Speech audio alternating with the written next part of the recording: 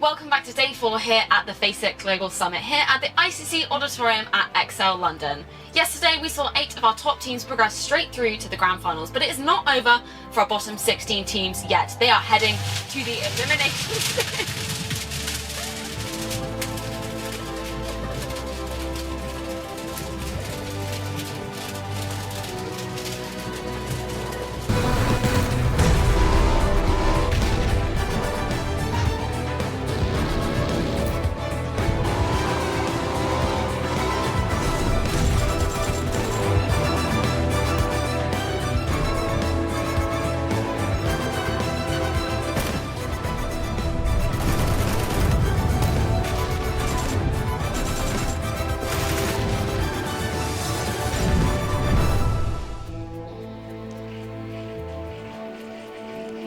Are PEL's Finnish squad's Ensign Windstrike in trouble? Can PGI champions OMG restore their reputation? And will PKO's OGN enters force? And OP Gaming Rangers join their fellow Korean teams in this weekend's grand final. Welcome to the ICC Auditorium at London's XL. I'm Frankie Ward, and I, for one, can't wait to see who makes their last supper a chicken dinner. Yes! London, I love it. Now our 16 teams are going to be praying for a very good Friday indeed, because at the end of tonight, we're going to be saying goodbye to 8 of them. And let us know what you guys at home think using the hashtag FACEIT Global Summit. Now, I know 3 very enthusiastic experts who can't wait to share what they think. So let's head over to the analyst desk. That's right, thank you very much, Frankie, as we are ready. It is sudden death here as we find out which of our 16 teams is going to make it all the way into that grand final. Welcome here to the analysis desk. My name is Kyle Aris, and to my right-hand side, joining me as always, the gentleman. We have Toffees and we have Avenger as well. Boys, so far so good for our group stages. Obviously, we saw 8 teams, the cream of the crop, truly rise to the occasion and find themselves in the grand final. Now, 8 of our teams will go home here from the 24. It's time to put up or shut up. These teams are looking to punch their ticket for first-class seats, sitting behind a computer tomorrow, or maybe sitting in the crowd, getting to watch. Either way, they're going to have fun, but I can guarantee which one they'd prefer. I'm extremely excited for this, honestly, because there are some teams here that are very much ahead, that some of them are sitting currently in the kind of the first spot, but there are some teams that have to do some catching up. Some of them are former world champions, some of them are seeded 1 in their region, so I'm really curious to see if they can step it up today. Just in case you're tuning in today here and have missed our group stage, let's re-jog people's memories as to how we got here so far and what is to come. We had 24 teams entering to start things off in the group stage, and from there, every team was divided into 3 groups, be it A, B, or C. We had those groups play against each other, and then from there, 8 of those teams managed to accumulate the most points. You can see up there at the top, led by an NIP, that those were the 8 teams that were able to find themselves in the grand finals. From there, of course, 16 of our teams have gone down into this sudden death stage here, the elimination stage. Do bear in mind, though, they keep all the points they accrued in the group stages, which kind of is an effective seeding method here for us to go into this elimination stage, and 8 teams will advance onto the grand final. And I'll be honest, when I heard about the format, I thought, well, surely there'll be a big deviation between sort of the beginning of the top half of that bracket and the bottom on elimination day. But yesterday, some of these teams came out crazy and said that $150,000 that for first place, I'm going to make it there, I'm going to win that. And those teams that were on the bottom put in crazy work yesterday. I'm really curious to see if these teams here at the bottom today are going to be able to step it up, because they had 2 days to try to do this, but so far there's some of them that are really, really far behind. And I doubt that some of them are going to be able to make it, because we're just going to say goodbye to 8 teams. Yeah, we definitely are. I mean, we're obviously the $400,000 on the line here. The lion's share of that will be going to the top 4 teams. And first place is $150,000 and the title of becoming a world champion as well. Let's take a look at how all of the teams were seeded here coming into the tournament as a whole, and which groups they were in, of course. As you can see, this is where all of our teams derived from, and this is where the teams were able to make up their points. So again, in that group stage, we had A going up against B, then B against C, and then A versus C. And here's where everybody was able to prevail in their respective regions. And some of our #1 seeds didn't do as well as we were expecting them to do when it came to the group stage. I mean, a lot of our #1 seeds struggled, but I think part of that is how strong each group was. traditionally in these formats, we've seen sort of one group maybe surge to the top and say, oh, well, there's not very much A in Elimination Day. But it's actually almost completely evenly distributed. About half of each group was able to do well and the rest struggled. So I'm curious to see how it comes out as we move here to today. But yes, that's been the story of this tournament. Ends. Tempo Storm, even at the beginning of their day, they struggled. So a lot of our #1 seeds have been having a hard time putting their feet in the right positions. In fact, the only 2 #1 seeds that were able to prevail and go into the grand final already, I think, were Tempo Storm and Armory Gaming. Armory Gaming at the very bottom there, but Tempo Storm from North America was able to do very, very well coming out of the MPL. Yeah, on top of that, because they had a really rough day one, and I was very surprised to see that they were able to kind of come out back on a wrangle and really make a comeback. And I think that made a huge difference for them coming into day #2. So I'm happy to see them there. They're kind of the pride of North America NPL, and I'm really, really happy to see them in there because I think on the kind of the format in the grand finals, that's where I think they're going to really shine. You know, and Richard Lewis said that it's the emerging of a new dynasty in North America when he watched Tempo Storm play, and I agree with that. But the key to a dynasty is not always winning. It's being able to control the bad moments and bounce back. And they added a new coach recently in Micro, and he's been phenomenal for them. And what I saw on the first day gave me huge encouragement. The idea that I mean, it was a terrible start. 3 absolutely garbage games that they turned around and got into the top 8. So that is encouraging to me for tomorrow. Big moves and still all to play for here for our elimination stage. Just in case you missed all of the group stage though, which all led up to this stage and then the grand finals coming up in the next 2 days. Don't worry, because we've got you covered. Welcome to the FACEIT Global Summit and the inaugural PUBG Classic. Here we go. Look at all the smoke that's down in play and that beautiful grenade coming out from Ibiza. But there is always limits on what you can get away with. Hello. Was that 2? Double headshot. From long range, and oh my goodness, double tap 2 players just like that. That's so nice. And now runs over for a bit of BM. What kind of a madman reses in open grounds like this?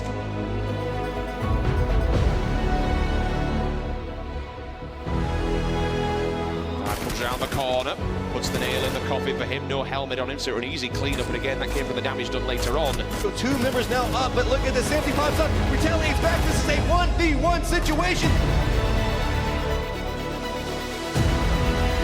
On the bridge, if both of those vehicles go flying. What? Oh, stone!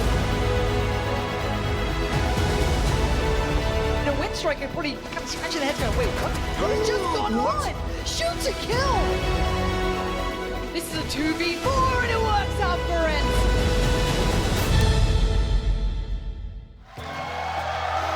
Many a chicken dinner to be had, but there are only 6 more remaining potentially here for some of the teams in the elimination stage. Here, so far, is what we have to play with. 8 teams have already qualified themselves for the grand final, as you can see on the left-hand side. Those are the 8 teams which were able to accrue most points, most chicken dinners, and then move on into the grand final to fight for the big, big money. And then on the right-hand side, we have our 16 remaining teams trying to make sure that they survive onto tomorrow. Those teams want to lock up their own golden padlock moving forward here, but it's going to be a tall order. Even the top teams like 17 and Windstrike, I think they thought they'd have far more padding coming into today, but the aggressive play by teams like Blue Bees, Incognito, and Crystal Luster at the back end of yesterday put them in striking distance, and I think we're looking at a dogfight, and whoever comes out aggressive from the start, I think looks at playing tomorrow.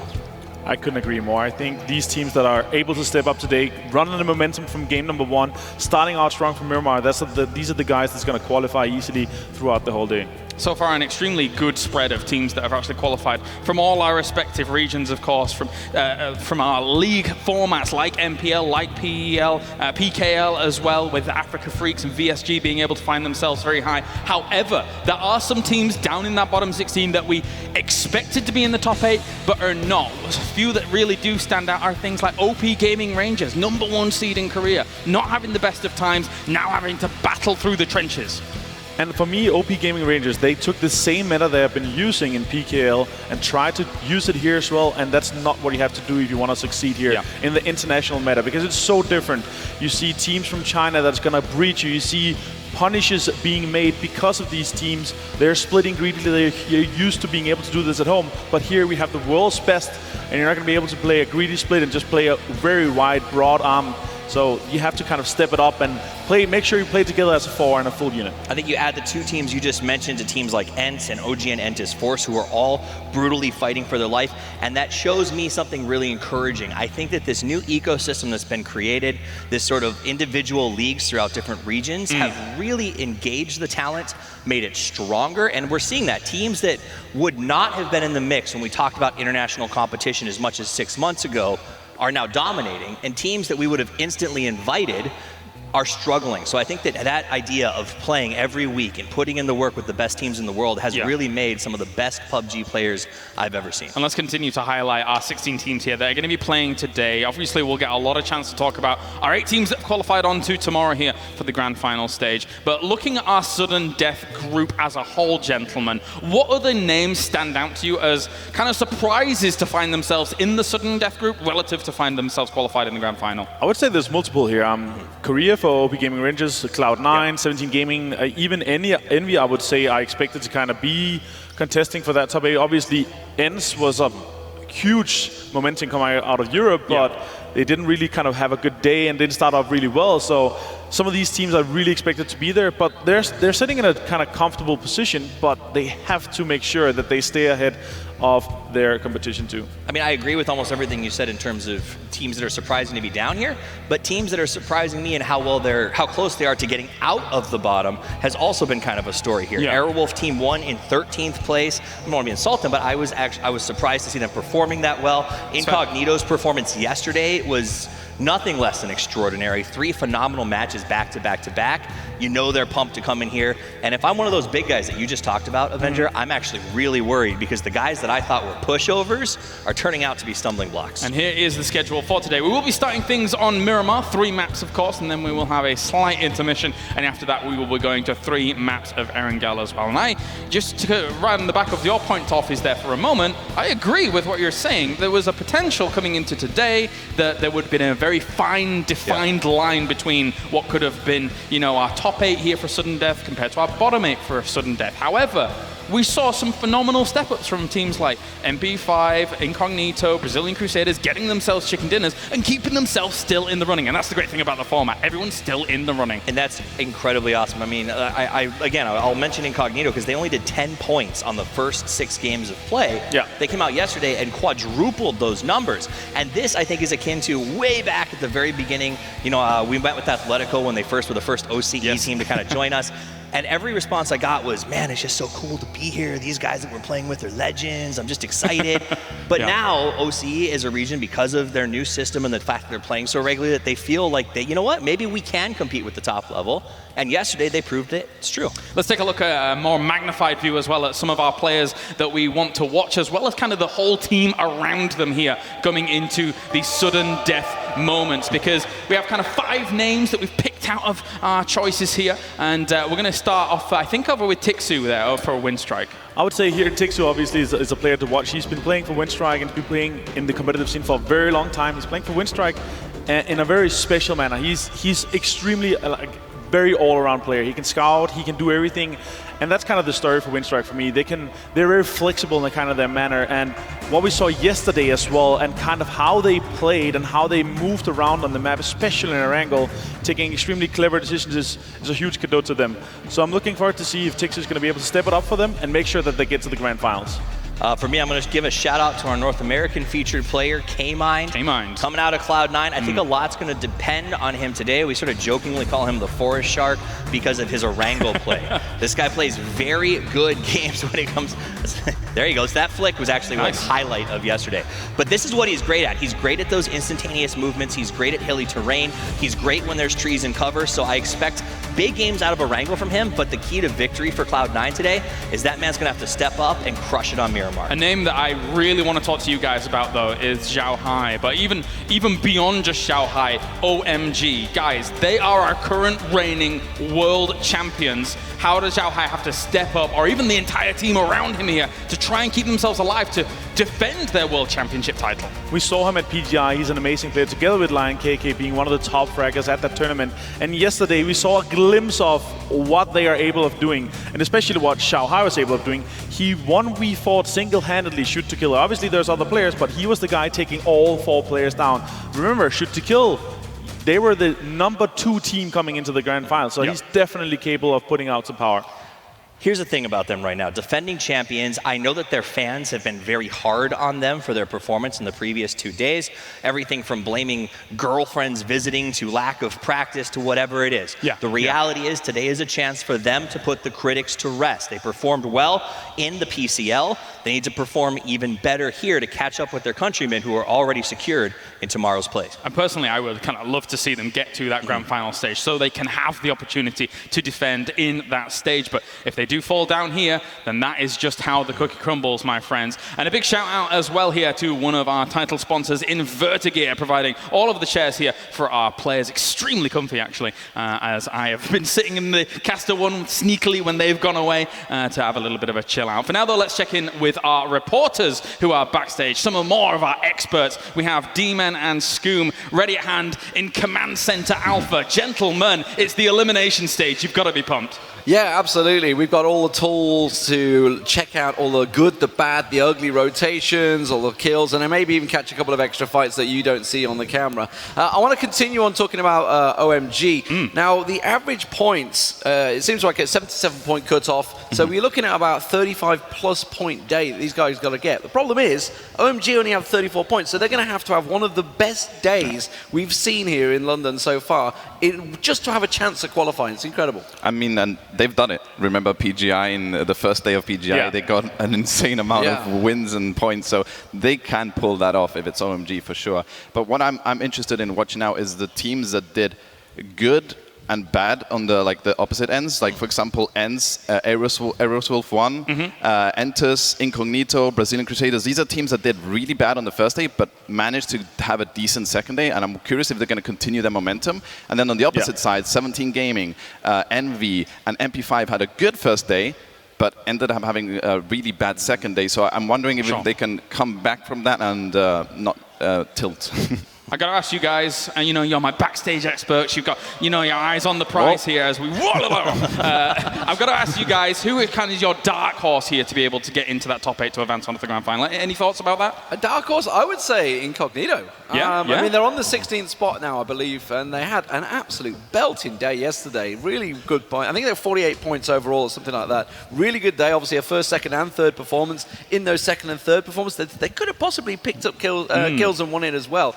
Think of the match versus, I think it was the Rangers and VSG on the hill. They could have come out on top in that fight, no problem. Toffees would have been doing a shoey. It's all been brilliant. So definitely a dark horse for me right now. Obviously, we saw they have it in them. They did it in the Australian qualifiers as well in the Oceanic region. So they're definitely a chance to step up here. For sure. For me, it's Brazilian Crusaders. I already mentioned them as a dark horse before the tournament started. I think they're an underrated region. Obviously, Latin America, they haven't been represented well in the past. But I think Brazilian Crusaders could be that team that could forefront them for future tournaments. Sure. All right. Well, thank you very much, gentlemen. And trust me, up here, Toffees was sweating buckets when Incognito was doing well in that game. Thank you very much, gentlemen, as we do have plenty of fans already filtering in here to get ready here for the FACEIT Global Summit elimination stage. It's very exciting stuff as we're going to be going on to Miramar in a few moments' time. Final thoughts before we go into the games, Avenger. Toffees, going to start with you, Avenger. I think it's very interesting to see here on Miramar because this is where you have to have a good start so they can make some big plays on their angle, maybe drop on somebody that you want to deny, maybe to make sure that you can have your drop location for yourself in the grand finals. In order to qualify yesterday, you had to be above 6.2 points a game in order to even have a chance. Right now, the cutoff to make it out of eliminations is like 4.7 or something like that. The problem is teams like ENCE struggled because they kept butting up against teams like Ninjas in Pajamas. Those teams are no longer in it. Envy's here because they fought STK so many times. So with those teams able to now sort of run the board and control the map, the bottom teams are going to have to aggressively push against them and try to find points in unexpected places. All right, well, thank you very much, gentlemen. It is now time to begin our first game here for the elimination stage. Here, live from London to make sure all of our teams are ready for the grand final. Let's get into it. We're heading over to the commentary team here for game at number 1 of this day. Head over to Lauren and Richard. Thank you so much. Thank you very much, crowd. That's very nice. I'll pretend that was just for us. That makes me feel very good. But hopefully you guys at home are ready for an incredible day. I love elimination days. One, because you see teams go forward and it's exciting. The finals await. But also you get to see people being very sad. And that brings a little bit of joy to my life. big cruel. I need some joy in my life. I suppose the bigger picture of this is that elimination usually breeds the best in teams, right? You see the best of them because there is nothing else to lose. This is do or die. This is the first time this week across 4 days where we will actually saying goodbye to teams, unfortunately. Everything's to play for. There is no holds barred. We've got 6 more maps to go. And unfortunately, 8 teams, they will be leaving us today. The other 8, they'll be very happy. It's a bit of a countdown, Laura.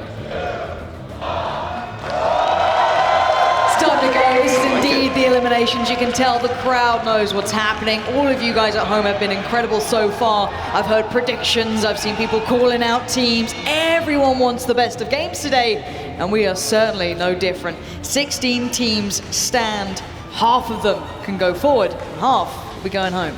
Okay, so I'm seeing a bit of a cruel flight path here. We are weighted more towards the south, so teams who generally like to loot in the north, Campo Militares, one specifically. Sometimes we see from Windstrike, yes, it can be a bit of a backup drop from Crystal Luster. Elazar's somewhere that we see them rotating to now and again.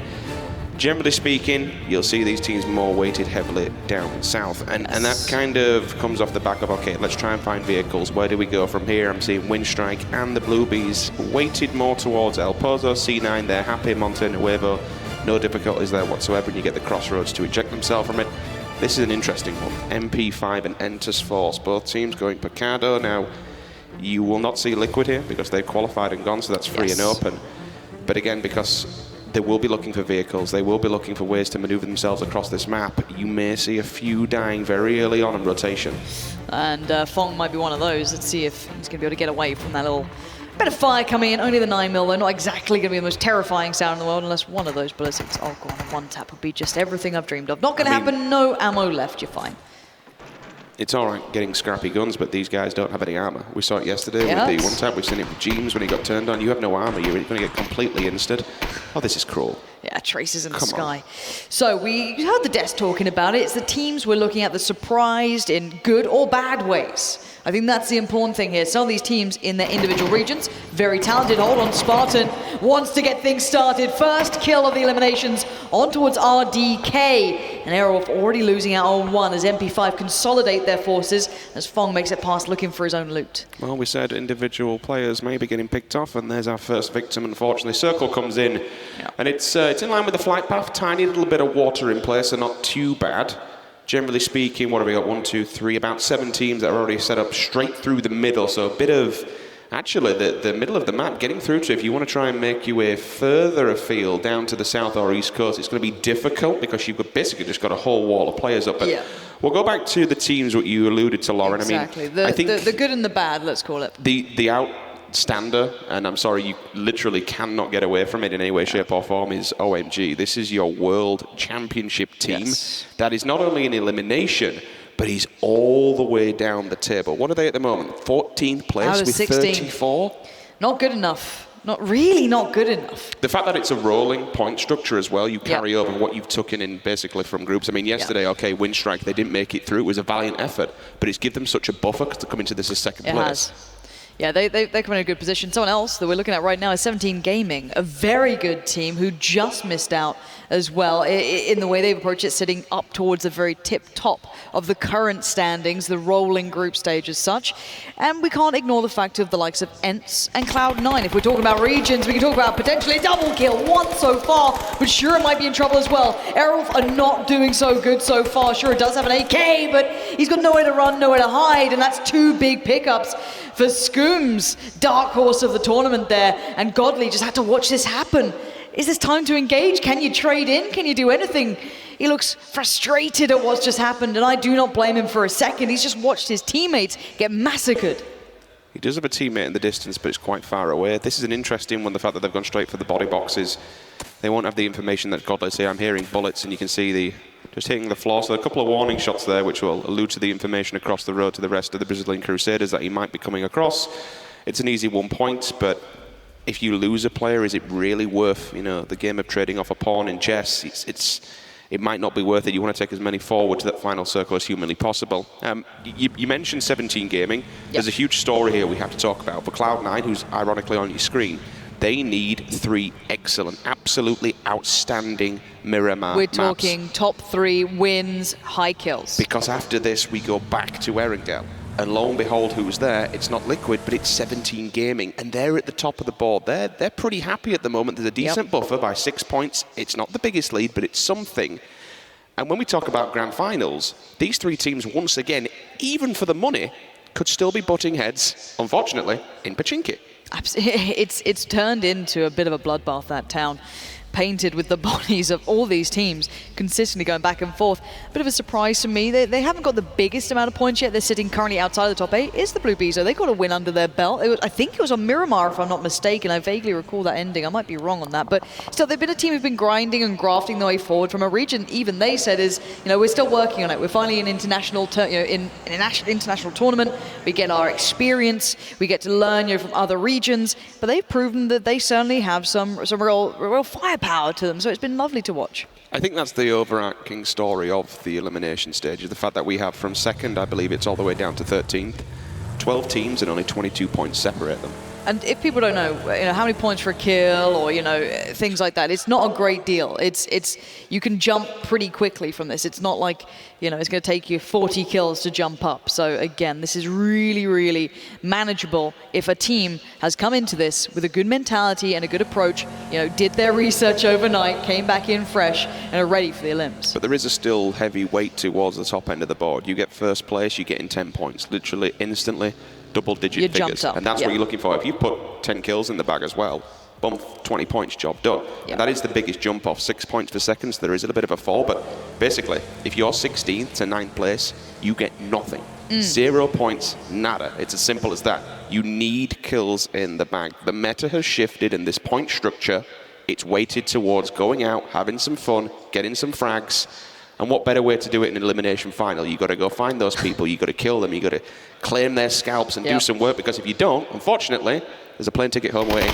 Yeah, hold on, I've just seen Tracer Fire coming out from OMG towards the Brazilian squad, who I think is still on rotation, but a lot of those were hitting. It was quite close on the route that they were holding, the 2-2 split. Actually, no, it's Lion KK on his own. I don't know where his support is. The rest of his team are elsewhere, but it is Lion KK. The man's known for his ability.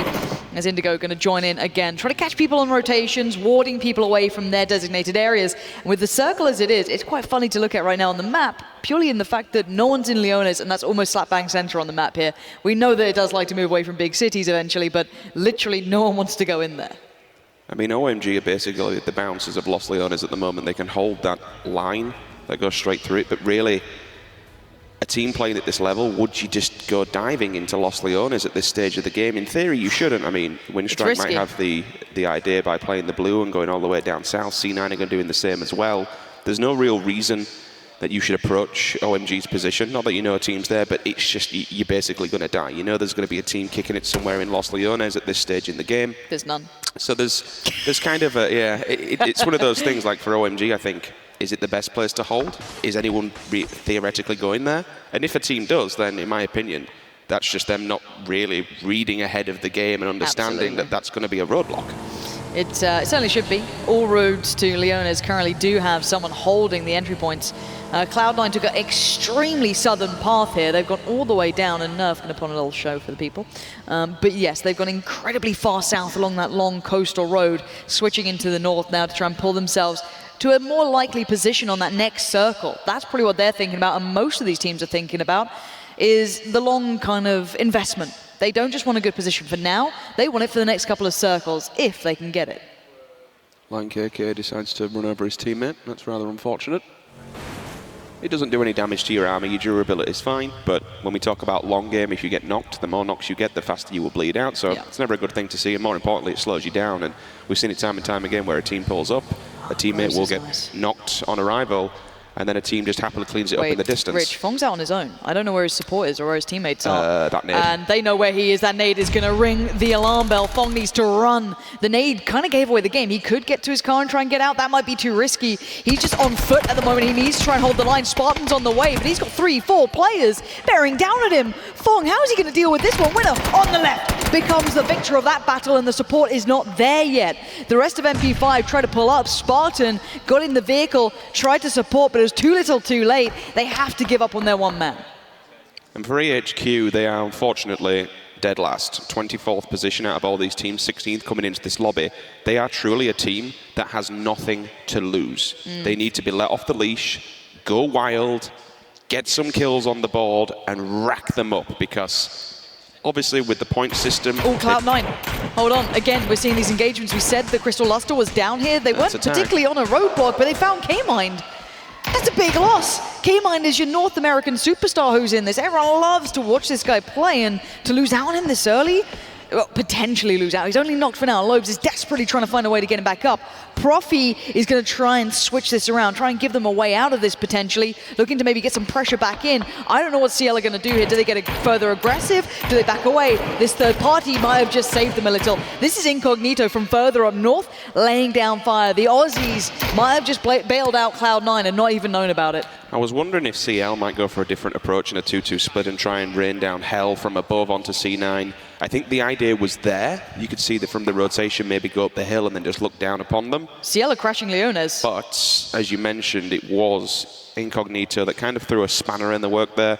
Instead, they're going to Leones, which no one's inside, because generally speaking, we don't see those finishes. We have seen them, but they are few and far between. Very rare. Very rare. And when they do, they are hella messy, but hella fun to cast. I love a bit of that. Give me something a little different. It's when you see a sniper just go all the way up to the building site, like the 7th floor. Yeah. Like, well, it looks like we're going to die now. We're all going to die down here.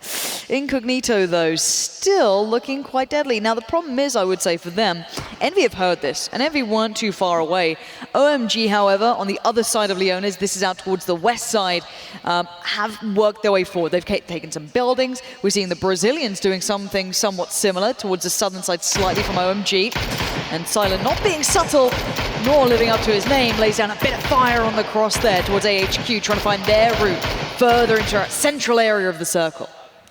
And probably for this next part, you will just see these long-range engagements, your marksman trying to pick up a point or two, just do a little bit of work, a few rotations here, there, and everywhere. But given the fact of where the circle's gone, everyone was centraled up anyway, so a lot of safety nets there. Not a lot of repositions need to happen, except for the players that are on the extremities of the circle. It'll be the calm before the storm.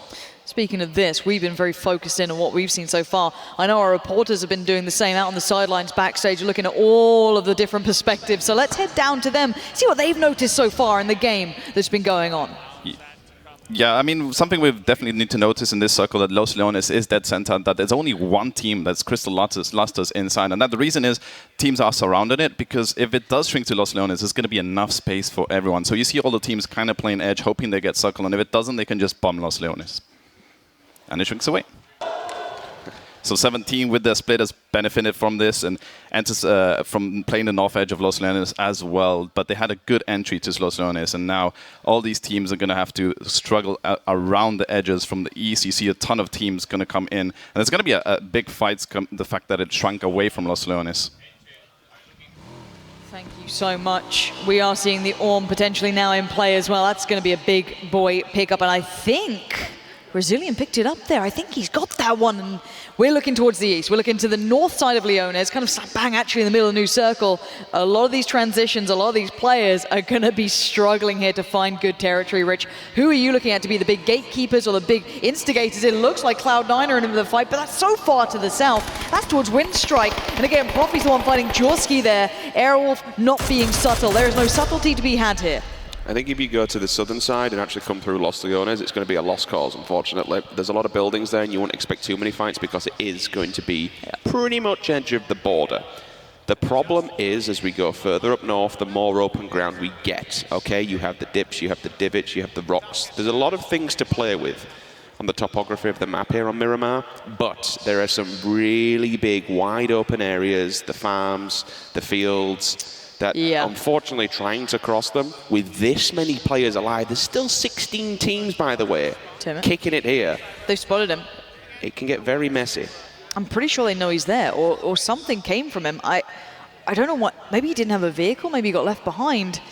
Unless they knocked him, not necessarily knocked him out, but put enough pressure to force him out of the vehicle, because potentially they took one already from them. They're moving.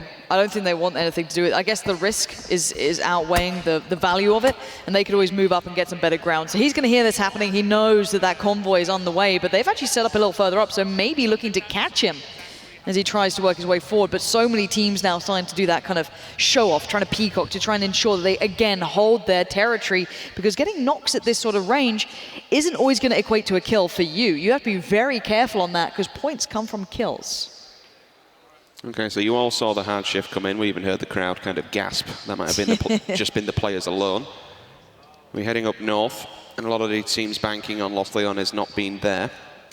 So that kind of puts an instant 15 to 20% deficit on the bottom of the map. So we'll see all these migrations heading towards the south, banking on it, keeping either going central or further up there.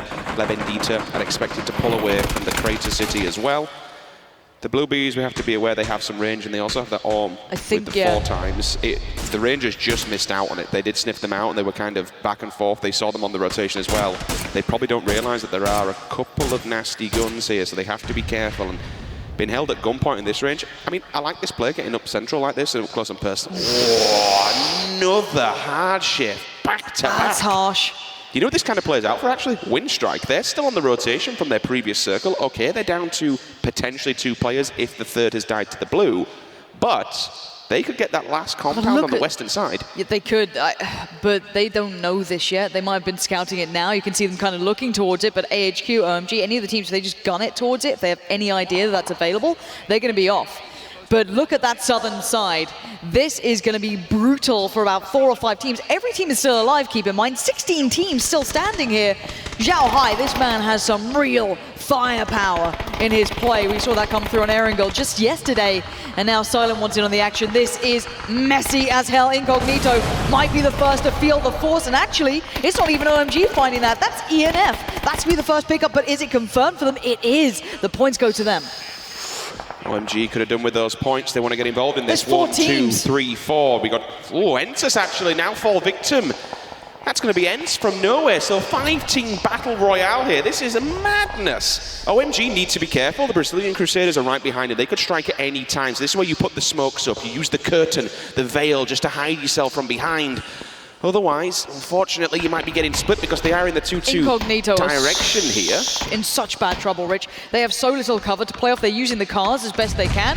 But here come the Brazilian side. You said there could be a chance against the fight, and they're doing it. Lion KK goes down. Zhao Hai has fallen. Rogi's on the push as well. He's got to know there's more here. Silent's still alive, but he might want those kills. And he's pushing up Rogi over the ridge. Does get found. Silent swings out from the rock. OMG still stand, but for how long? Cloud9 have turned up. They're going to try and third party the Brazilian team, but this is so messy. There's about 4 fights happening here. Lobes is getting points in the pockets. They did lose out on one on the way. I think Nerf got caught up in the fire. Can the Brazilians hold on, or is it too little too late? Because bear in mind, Silent is still keeping some of them busy. Teammate finally goes down in the blue. Brazilian Crusaders, though, from nowhere. That's a bit of a respite for them for now. I mean, Brazilian Crusaders did so much damage to OMG. Silent literally has to get Clouds up. And he has to run a gauntlet because he's so open. Yeah, especially from the line of... Oh, they're gone. That's it. It's as simple as that. Lobes and Profi just wiped them out completely. Too much attention was drawn their way. Somehow, Incognito have survived this. They had 4 teams looking at them, and the attention switched. The Brazilians moved up. They got traded on. And we saw OMG, who took a lot of the attention, then got traded into. Now, Cloud9 are moving Profi up. They're trying to move their pieces forward. Oh, gosh. So close to going down. This tiny town is now housing 2 teams already, and the Rangers highlighted on the desk. Big team coming into this, but we haven't seen them perform to par yet. This could be their day. In my opinion, they need to win this fight because you'd expect the circle to shift away, but also, regardless, it's not the best place to be in. You are basically just boxed in here by a ridgeline on the edge of the crater. You've also got the rest of another team, the remnants of AW1, just lingering on the compound to the left-hand side of it. Envy, Moody, finds 1 player from the side of the Bluebees. We haven't seen too much of Envy so far. They've been quiet in this game, just biding their time, but they do have a 4-man stack in a decent place. the low ball grenade, did that find a target? I don't think he did. Yeah, the circles moved them forward, so not much of this town is now available, forcing the fight as well. The Rangers gonna have to get into the battle, and so are the other side next to them. We are seeing so many issues begin. Great shot coming out from the Rangers. They are laying down fire in such good positions, forcing Aerowolf into such a bad spot. Really important fight to win. I like this. They managed to take it, but now you've dealt with Aerowolf 7, now you need to deal with Aerowolf 1. They've been listening to this battle that goes down in La Bendita.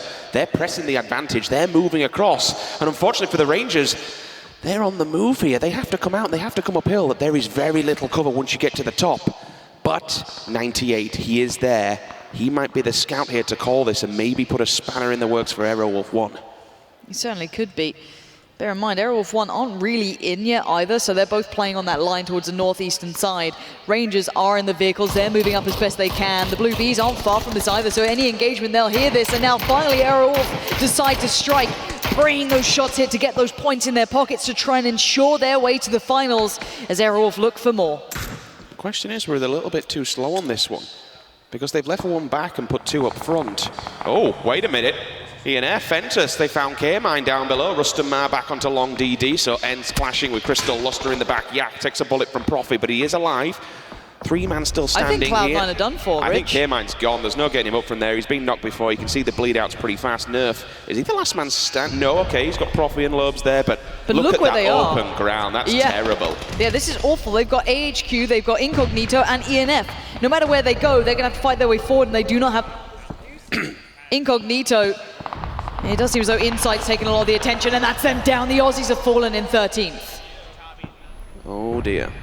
Okay, so split between two teams, fair play.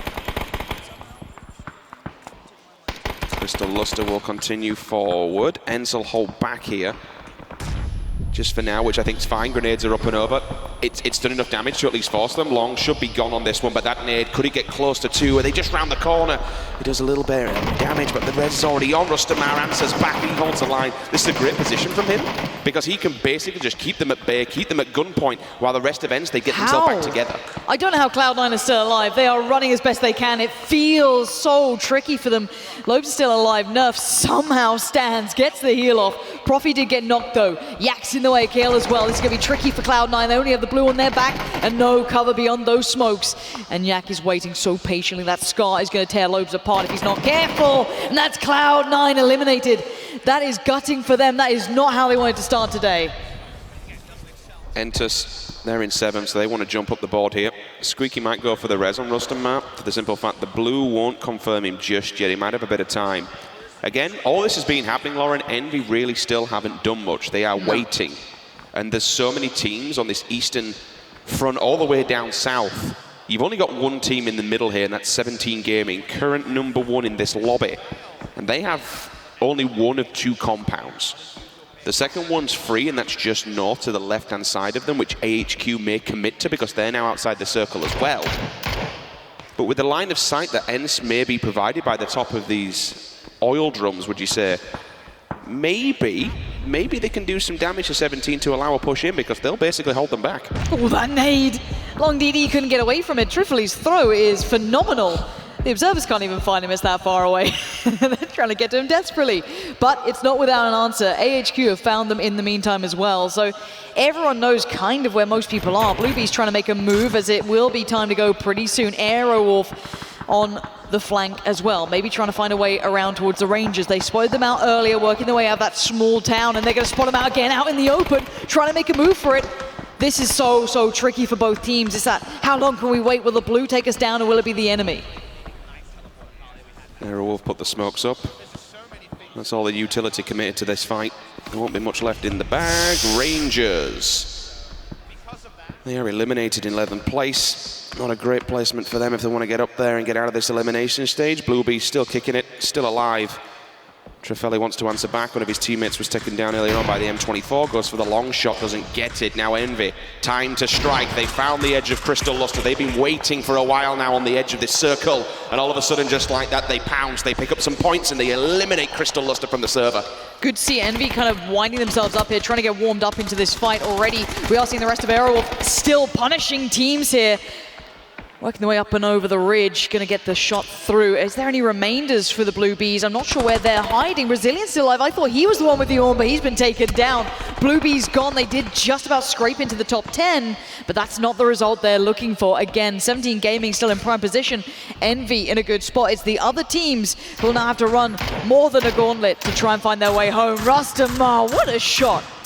Again, this has all been provided by this line of sight that these oil containers do provide up there. One player comes running out and straight back down. Look at that nookie. Yeah, Spawn's still there though. I mean, he's only a one-man band, right? You need to pick up as many points as possible, so just knock in and flush it instantly. That's the only thing he can do, and fair play. There is a response.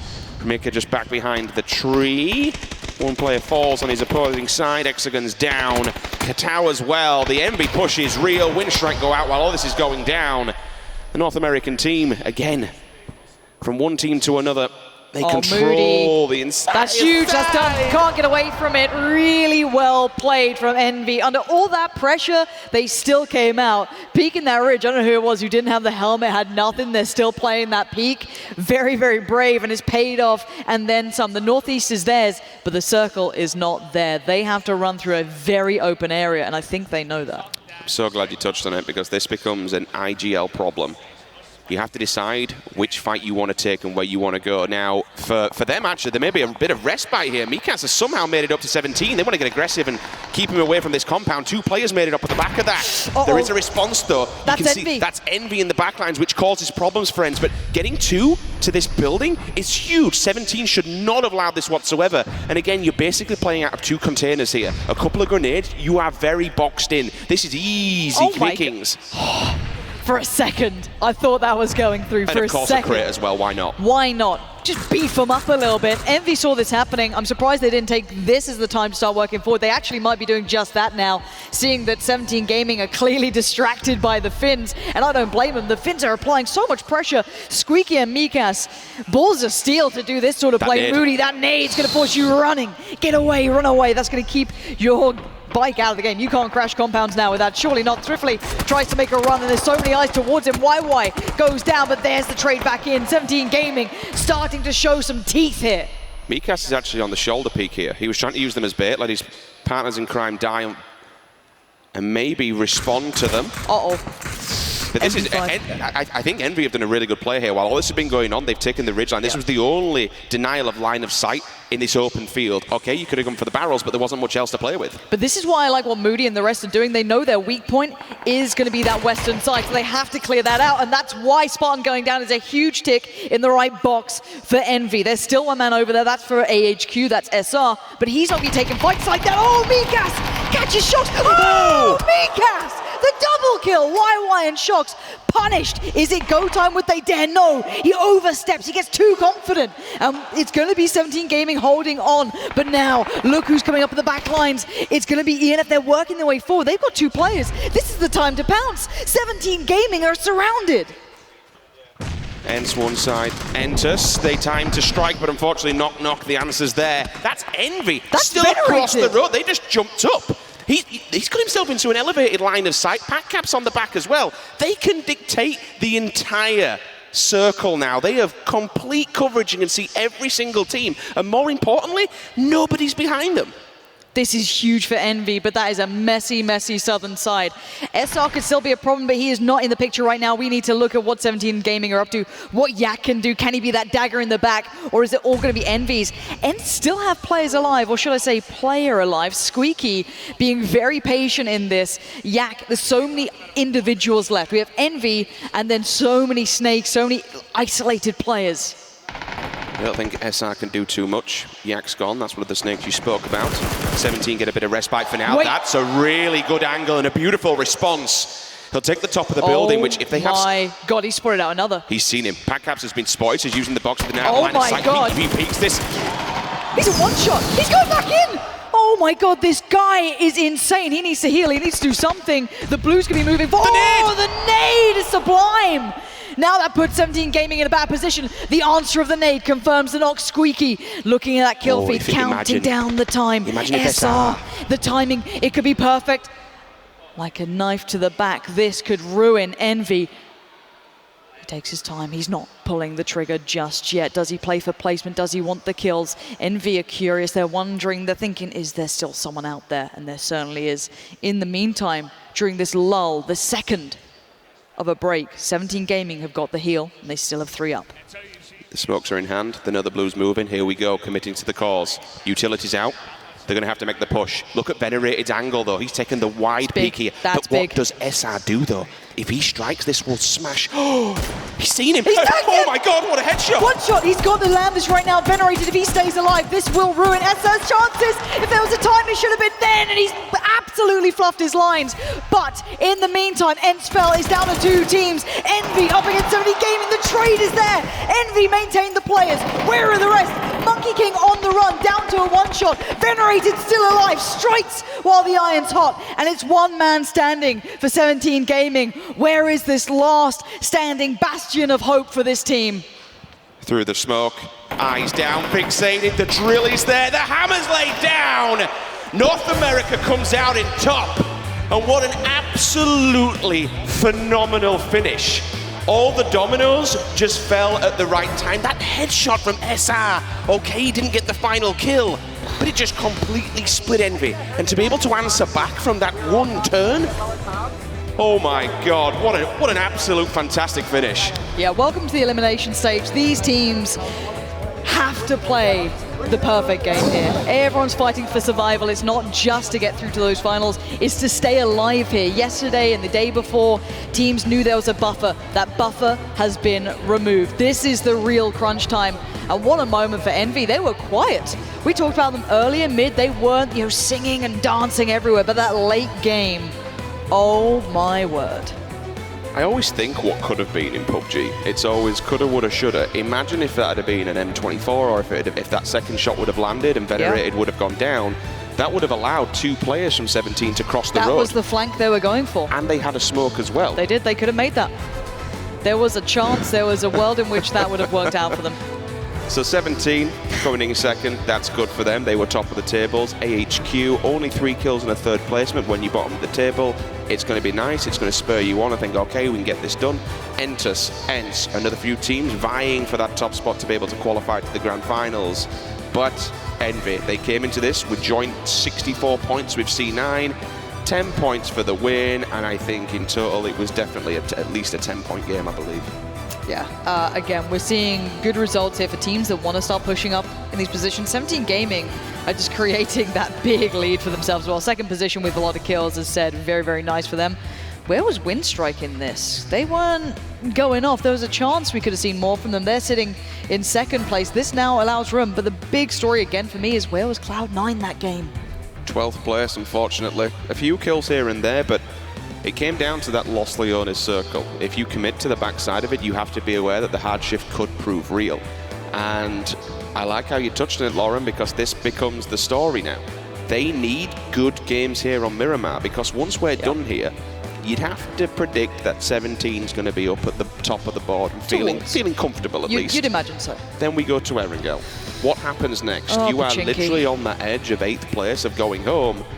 They are going to have to move. I'm sorry, but if they commit, if they're literally on the edge here and they commit to Erangel, that might be doing their own grave for me.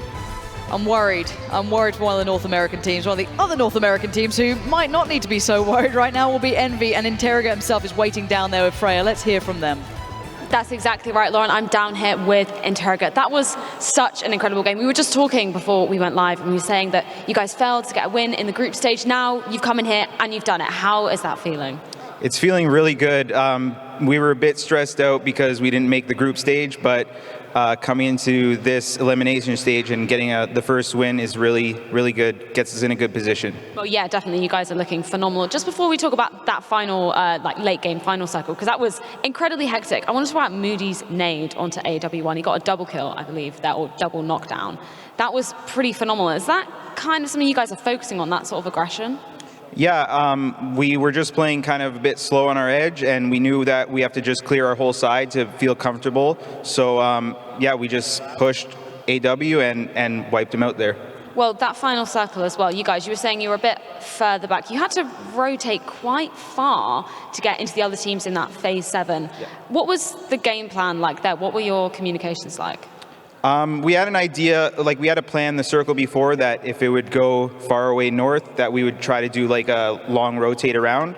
So yeah, we saw the circle and executed that, and it worked out great for us. And we had a member, I believe it was SR from AHQ, who was behind you, and it didn't seem like you guys noticed. Was that something you guys were noticing or kind of aware of?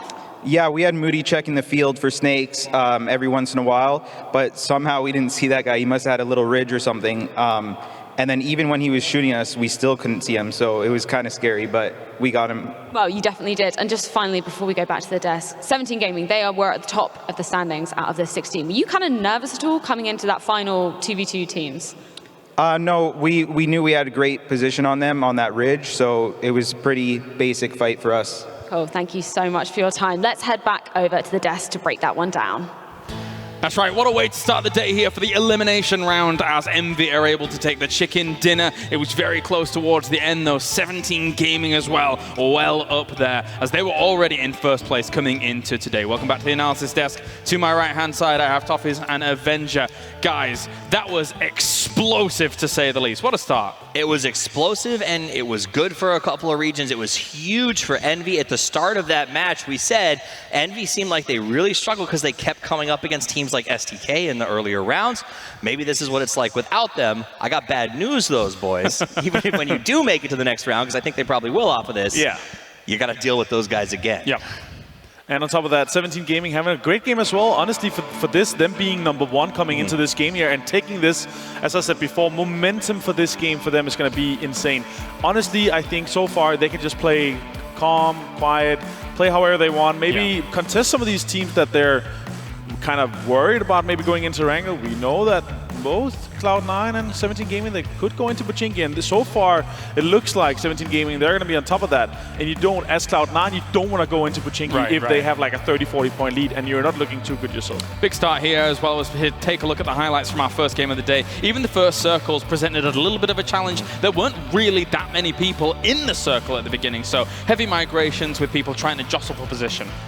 Yeah, it was. And, you know, I think that we gave Cloud9 a little bit of a hard time in this match regarding going out early. Will they make it? Will they have to back out of Pochinki?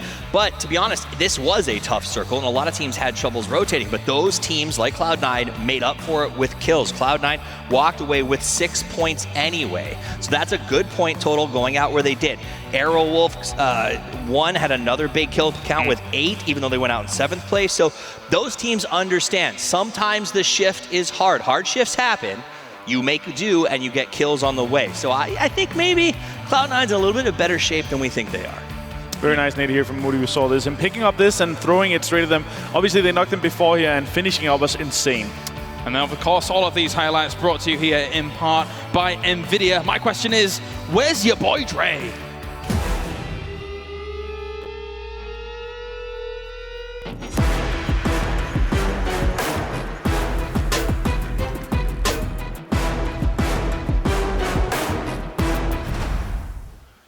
Your boy Dre's on the screen, but he's also in the finals tomorrow playing for the big money. And there's a couple other people who are slavering to be there and fight him for that position. And we saw it in this game, Martin. It was absolutely crazy how aggressive these teams came out, how smart they were playing. I got to give it to 17.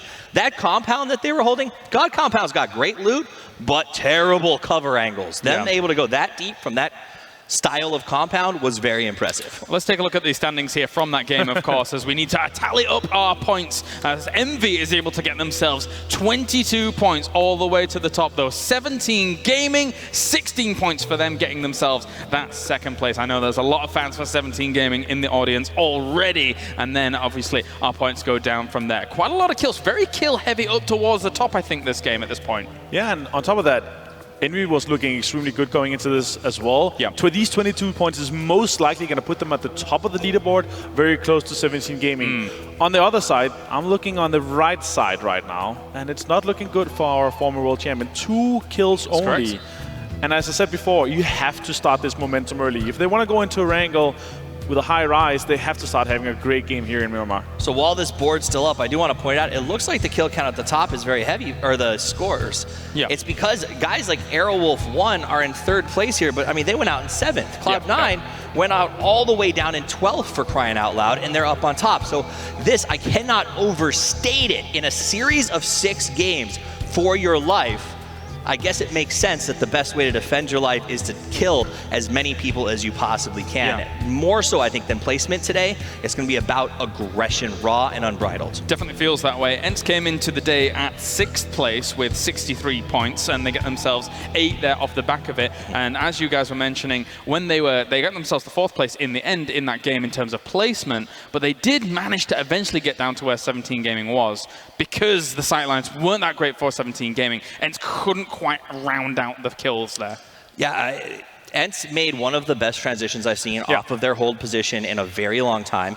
Yes, they didn't clash and kill 17, but they did the transition in such a way that they created sort of a devil's agreement between the two teams where 17 said, look, you earned that spot. We're not going to come around. We're not going to risk resources to push you.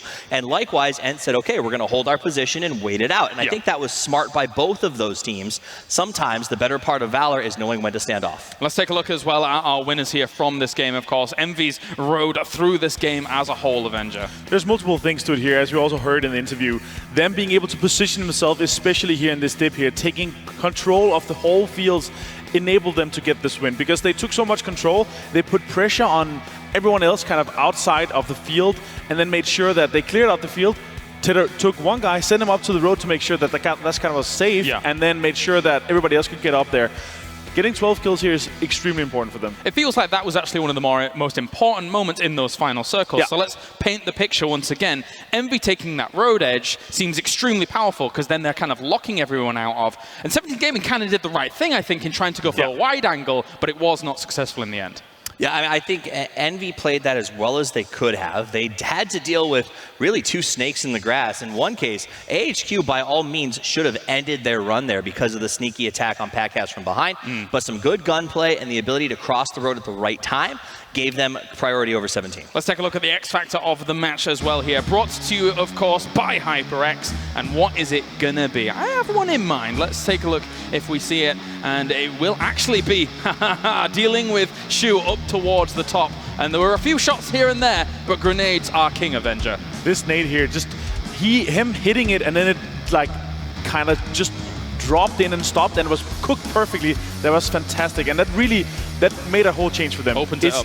If he got a heal off on that on the roof there, he would definitely have taken out 1 or 2 more members, that's for sure. And I think it's the little moments. So we saw him with the scoped rifle. He knew he wanted to grenade, and instead of just going straight to the grenade, he pulled out the SCAR, he fired off a couple of quick rounds, and we saw that. His opponent dropped down to make sure that he was avoiding the spray, and that gave him a little extra time to get a cook just right and toss the grenade. So it's the little things, that little micro play that makes them so excellent. And as Avenger says, not dealing with a threat with such a position of power could really kind of cause you problems later on. So really eliminating threats one after another. Very good stuff there by MV for the first game of the day. Other teams I can talk to you guys about, AHQ getting themselves a 3rd place. They really do need the points, of course, with the 3 kills that they were able to accrue off the back of the 3rd place as well. Yeah, I mean, they were sitting at the bottom so far going into this, them having kind of this start that are just accruing them a bit of points all over the time. We talked about you need to have a pretty decent average point per game, and also Demon said if you want to be there, you're going to have at least like 70 points or so. But when you're that many points behind, they're going to have a shoot to kill or NIP style of day for them to make it into the grand finals. And honestly, had that first fight or that initial engagement on K-Mine gone a little bit differently, AHQ could have been playing a very different game. In fact, there was a moment where we thought maybe even Ents would prove to be the spoiler in that match.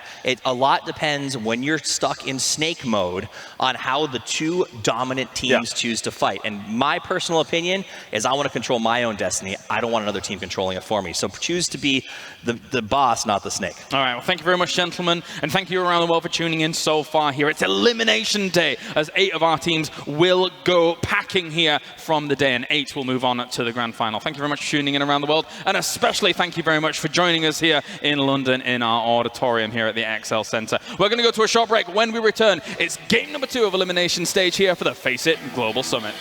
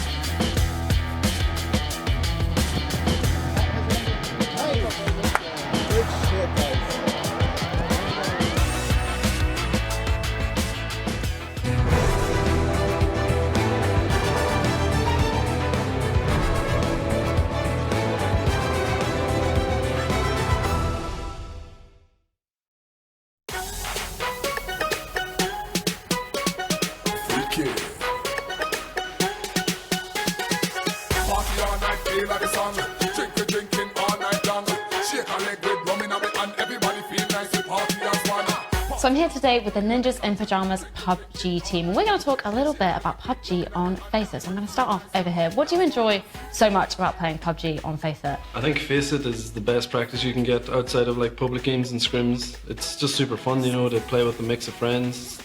Super easy, and yeah, you just create a team and that's it. You play with your friends, frag out, you play against good opponents, so I think that's the best thing about it. Without FACEIT, there wouldn't be too much grinding, and you wanna like grind the game that you play and like you work, because you wanna keep your like skill level up. You wanna play against good players, and that's what you can do in FACEIT, so it's really cool. So do you think FACEIT has allowed the competitive PUBG scene to grow? Yeah, for sure. Like new like talent comes into the scene through FACEIT and everything.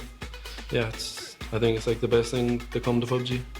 And if you want to become as good as the NOP boys, head over to fce.gg/PUBG to play against some of the very best players of PUBG around the world. Party all night, feel like the song. Drinking all night long.